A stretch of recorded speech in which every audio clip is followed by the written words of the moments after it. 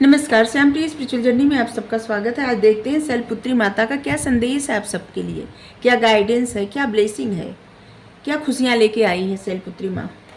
आज नवरात्रि का पहला दिन है, आज शैलपुत्री माता का दिन है। आप सभी को नवरात्रि की हार्दिक शुभकामनाएं। माता रानी की कृपा सभी पे बनी रहे। ये टाइमलेस और जनरल रीडिंग आप इसे जब भी देखेंगे आपके लिए तभी रहेगी। अगर आप चैनल पर नए अभी तक आप इसे सब्सक्राइब नहीं किए हैं तो इसे सपोर्ट करने के लिए सब्सक्राइब कर दीजिए। अगर सब्सक्राइब कर दिए हैं थैंक यू सो मच, दिल से धन्यवाद, शुक्रिया। बेल जरूर प्रेस करिएगा जिससे हम जो भी रीडिंग ले आए आप तक सबसे पहले पहुंचती रहे। Best of yogic.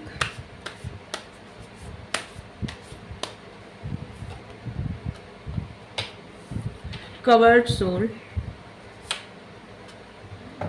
अफेयरिंग devotion, offering of devotion,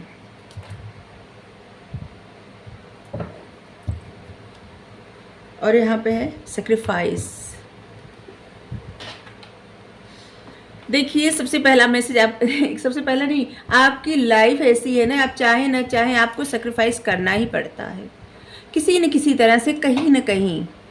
और इस समय भी ऐसे लग रहा है कि आप सेक्रीफाइस कर रहे हैं अपनी खुशियों से, या फिर किसी ऐसी प्रॉब्लम से सेक्रीफाइस कर रहे हैं जो कि आपको नहीं करना चाहिए। देखिए, आप उस जगह भी सेक्रीफाइस करते हैं जहाँ पे आपको नहीं करना चाहिए, और कुछ जगह ऐसी है जहाँ पे आपको करना चाहिए। तो आप देखिए, आपको सबसे पहले ना ये समझना पड़ेगा कि आपको कहाँ सेक्रीफाइस करना है, कहाँ नहीं करना है। ठीक है, इस बात को आप समझिए।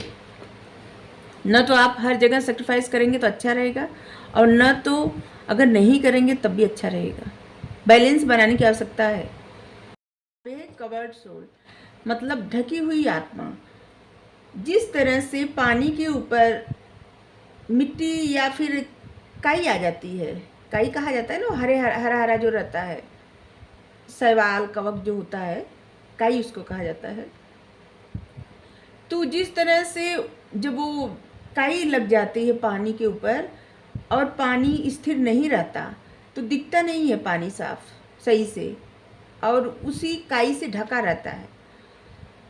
ठीक है, उसी तरह से आपकी आत्मा, आपकी जो विचार रहते हैं, आपकी सोच रहती है, ओवर थिंकिंग रहती है, जिंदगी के दुख सुख रहते हैं, इतनी सारी सोचें रहती है ना कि आप उन सोचों से निकल के अपने अंतरात्मा को जल्दी नहीं समझ पाते, क्योंकि आप भौतिक चीज़ों से इतने घिरे हुए हैं। आप सब, हम सब भौतिक चीज़ों से इतने घिरे हुए हैं, इतना लगाव है कि अपने ही आत्मा को नहीं समझ पाते, स्थिर हो ही नहीं पाते।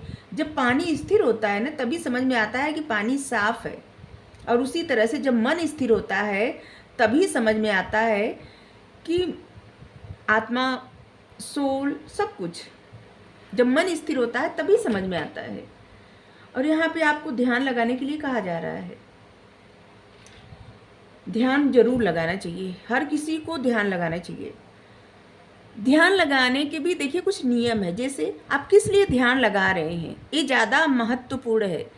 ठीक है, जैसे कि आप अपनी लाइफ में बैलेंस करने के लिए ध्यान लगा रहे हैं तो हमेशा आपको ऐसे हाथ करना चाहिए। ठीक है, ऐसे हाथ करके ध्यान लगाना चाहिए।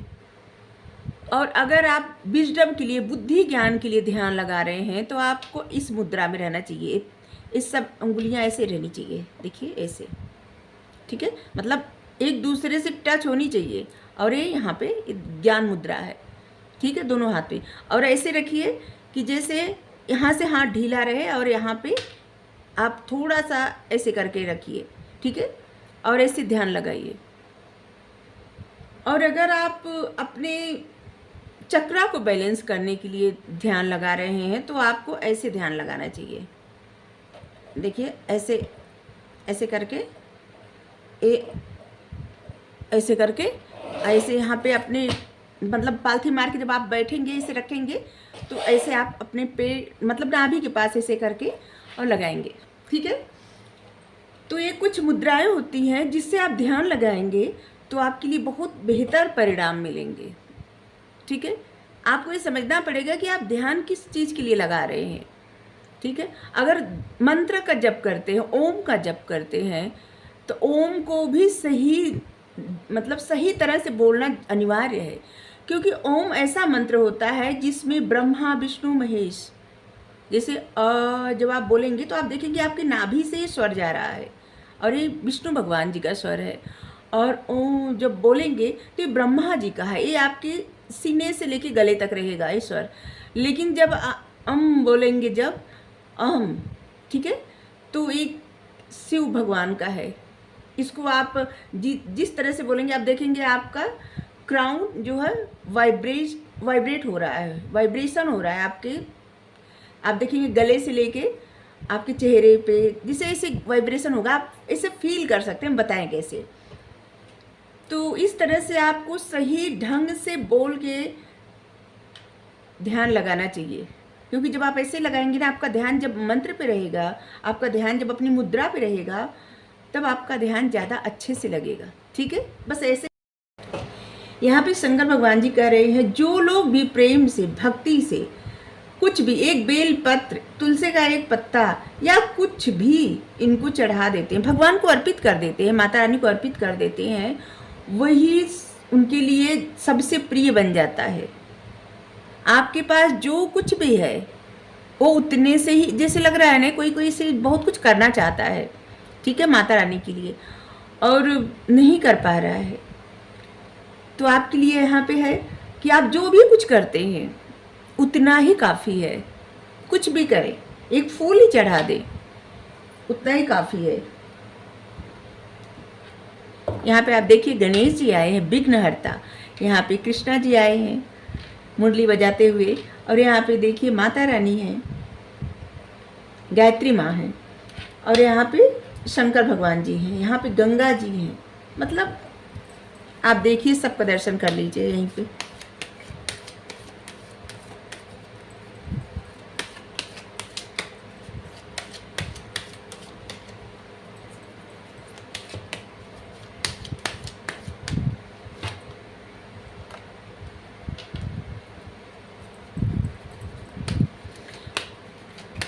से ये भी पता चलता है कि जब एक कनिष्ठा अंगुली की नाखून से पर्वत उठा लिए हैं, गिरवर उठा लिए हैं, गिरधर, तो आप देखिए कि वो हम लोगों की लाइफ में कौन सी ऐसी प्रॉब्लम है जो ख़त्म नहीं कर सकते। सब कुछ कर सकते हैं, सब कुछ।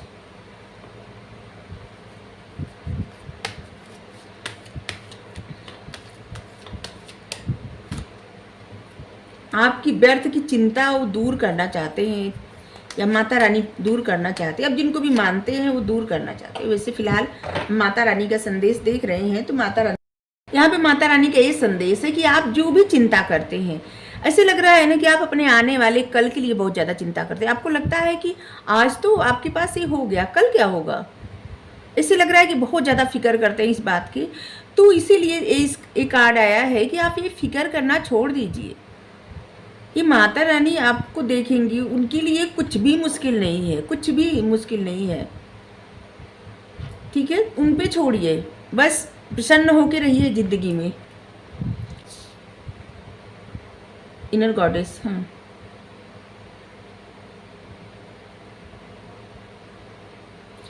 आपको अपना बहुत सारा वक्त लगाना चाहिए सेल्फ केयर और अपने आप को प्रायोरिटी देने में और अपने आप को खुश रखने में, क्योंकि यही आ रहा है कार्ड में।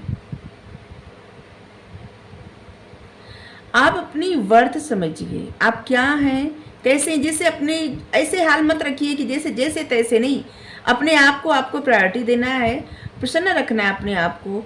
और जो भी आप मेहनत करते हैं या जो भी आपके पास है, आप अपने से ज़्यादा दूसरों का ख्याल रखते हैं, तो आपको अपने ऊपर बहुत ज़्यादा ध्यान देने की आवश्यकता है। क्योंकि जब आप अपना ध्यान नहीं रखते ना, तो भगवान अप्रसन्न हो जाते हैं, उनको अच्छा नहीं लगता, उनको दुख होता है कि वो आपके लिए इतना करते हैं और आप अपना ध्यान नहीं रख रहे।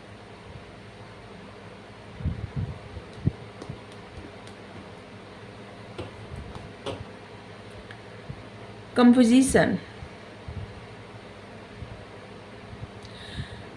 खुद के लिए जजमेंटल मत बनिए और दूसरों के लिए भी जजमेंटल मत बनिए। ना तो खुद को जज करिए, ना दूसरों को जज करिए। ठीक है, बस फोकस करिए प्यार पे, लाइट पे, रोशनी पे, प्यार पे। हर किसी में प्यार देखिए और रोशनी देखिए, और खुद में भी वही प्यार और रोशनी देखिए। जज मत करिए किसी भी तरह से किसी को भी, और खुद को भी नहीं। आपके लिए यही मैसेज आया है। बोल्ड,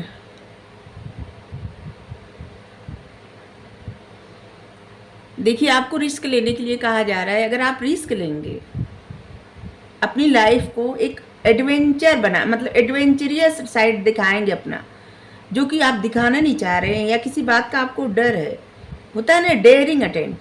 अगर आप ऐसा करेंगे कुछ, तो आपके जीवन में बहुत ही बेहतर होगा। ठीक है, तो आप किस बात से, किसी बात से डर रहे हैं, या कुछ ऐसा आपको रोकता है जिसकी वजह से आप कोई स्टेप लेने से घबरा रहे हैं, उस स्टेप को आपको लेने के लिए कहा जा रहा है। शायद ये मैसेज बहुत कम लोगों के लिए होगा, 1-2 लोग के लिए शायद हो, क्योंकि जैसा मैसेज है ऐसा सभी के लिए तो नहीं हो सकता।